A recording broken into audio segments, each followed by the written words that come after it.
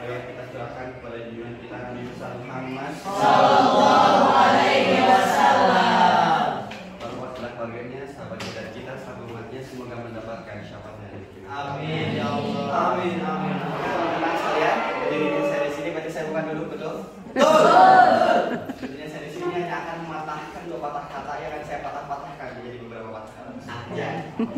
Dulu bisa ketika Rasulullah SAW ingin berperang melawan kaum Quraisy waktu itu.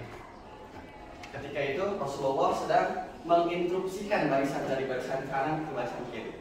Berjalan Rasulullah. Ketika di tengah perjalanan, Rasulullah pun dihadang oleh seorang pemuda yang sedang memegang 3 buah kurma. Lalu pemuda itu bertanya kepada Rasulullah, "Ya Rasulullah, jika saya ikut perang ini, lalu saya mati, apakah yang akan saya dapatkan?" Kata si pemuda itu. Sontak Rasulullah menjawab, "Surga dan sisinya akan menjadi milikmu." Lalu pemuda itu berbicara, "Bakhil, bakhil." Bakhil itu kalau bahasa Indonesia mah bagus gitu. Akhirnya Rasulullah bertanya, "Di mana takhul bakhil? Kenapa kamu berbicara bagus? Apa yang membuat kamu berbicara bagus itu?" Kata Rasulullah.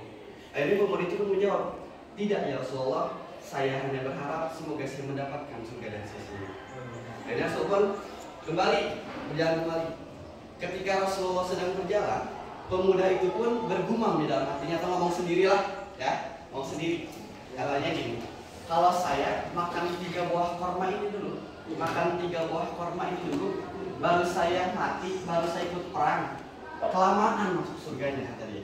Akhirnya pemuda itu tanpa berpikir panjang, tanpa berpikir 2 kali, dia buang 3 buah kormanya, dia hentakkan kudanya, dia angkat pedangnya menuju barisan musuh. Tapi sebelum menuju barisan musuh, ribuan anak tombak dan ribuan anak panah menyambut syahid. Lalu Rasulullah bertanya kepada para sahabat, ketika sudah selesai perang, siapa yang berani melawan kaum Quraisy itu dengan sendirinya, dengan gagah dan berani itu? Akhirnya sahabat yang di samping pemuda tersebut menjawab kepada Rasulullah, "Dia ya Rasulullah, pemuda yang tadi bertanya kepadamu. Katanya kalau dia makan 3 buah kormanya dulu, baru dia mati, kelamaan masuk surganya." Lalu Rasulullah pun menjawab, "Dia telah mendapatkan apa yang dia mau." Masya Allah. Jadi buah dari cerita tersebut adalah kita sebagai umat Islam jangan takut untuk berjihad, karena An Abi Hurairah radhiyallahu anhu qala Rasulullah sallallahu alaihi wasallam, "Man kharaja fi talabil ilmi fa huwa fi sabilillah hatta yarji'a." Barang siapa yang keluar untuk mencari ilmu, maka dia adalah fisabilillah sampai dia pulang. Berjihad itu di zaman sekarang tidak hanya dengan berperang, tetapi dengan belajar.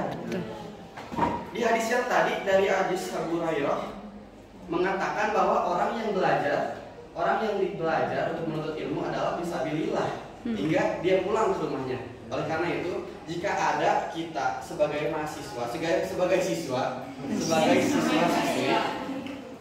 harus tekun belajar. Jangan takut, walaupun banyak ininya, banyak itunya, kita harus siap.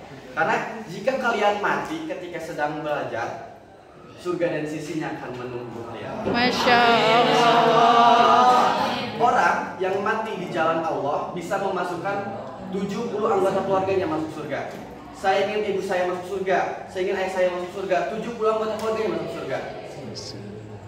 Oleh karena itu, yuk kita semangat bareng-bareng buat belajar. Yuk semangat. Sekian yang dapat saya sampaikan, kurang lebihnya saya mohon maaf. Ma'asabaka min hasanati wa min Allah, wa ma'asabaka min hasanati wa min nafsik. Unzur man qala wa la tanzur man qala, walakin la tansa man qala. Akhirul kalam, assalamualaikum warahmatullahi wabarakatuh. Waalaikumsalam.